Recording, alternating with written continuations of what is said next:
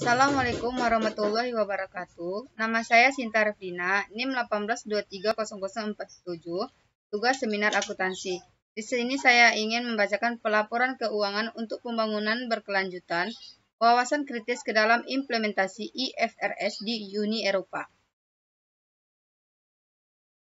Di Eropa, krisis telah menyebabkan kehancuran besar-besaran kegiatan ekonomi, kehilangan pekerjaan secara dramatis, dan peningkatan ketimpangan dan kemiskinan pengangguran.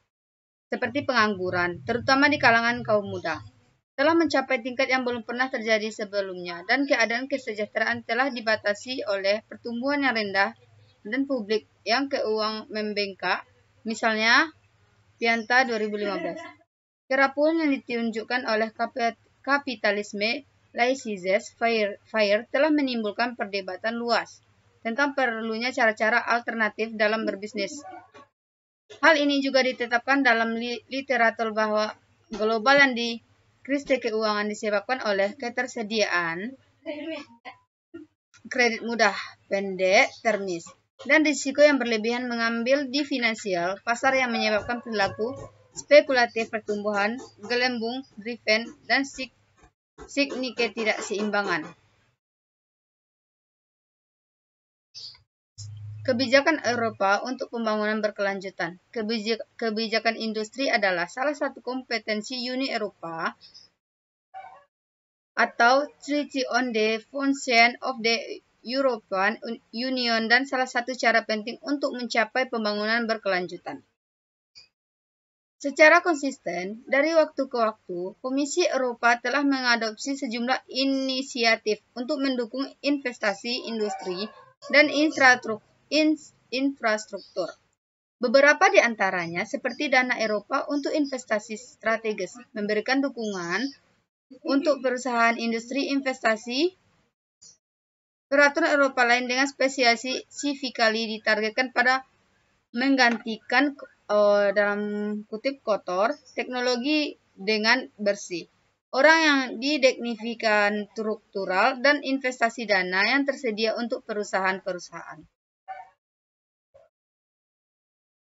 Makalah ini membahas dua masalah penting bagi pembuat kebijakan Eropa. Satu, berkaitan lebih umum untuk konsistensi dari IFRS ke rangka konseptual dan melihat pemegang saham yang berorientasi bisnis dengan perspektif kepentingan publik yang mencirikan pandangan bisnis di Eropa kerangka konstitusional yang jelas.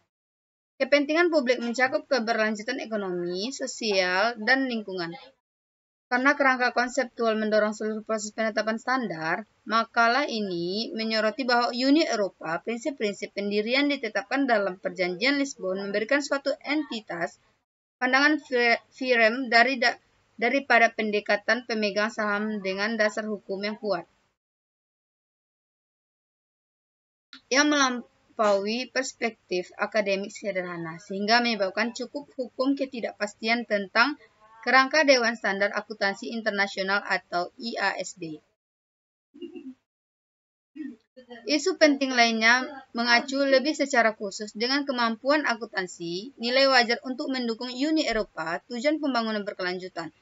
Akuntansi nilai wajar merupakan utama dari keuangan regulasi pelaporan di bawah arahan Eropa. Meskipun demikian, akuntansi nilai wajar telah diselidiki terutama dalam kaitannya dengan nilai relevansinya untuk pasar modal.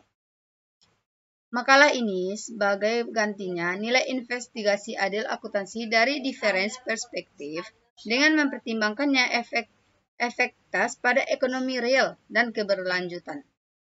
Tujuan adalah untuk memberikan penilaian mengenai IFRS relatif terhadap Uni Eropa, tujuan mendasar yang dapat membantu pembuatan kebijakan untuk lebih mengarahkan melaporkan keuangan regulasi menuju tujuan pembangunan berkelanjutan.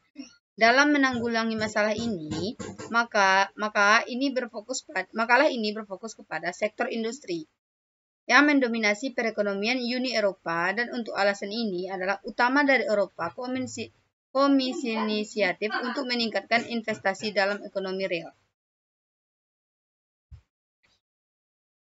Ekonomi dan masyarakat di IASB dan Uni Eropa.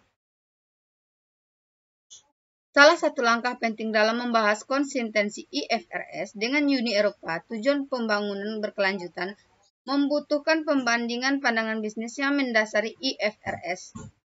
Karena muncul dari kerangka konseptual dengan Uni Eropa perspektif, seperti disebutkan di atas. Keuangan regulasi pelaporan merupakan salah satu kompetensi dari Uni Eropa.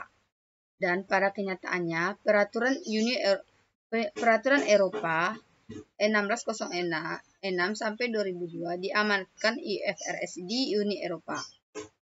Menurut hierarki hukum, peraturan dan arahan Eropa harus mematuhi tujuan Traktat Lisabon. Ini menyiratkan bahwa tujuan pembangunan berkelanjutan dari UE yang ditetapkan oleh traktat lebih dari tujuan peraturan 1606/2002 yang mengadopsi IFRS.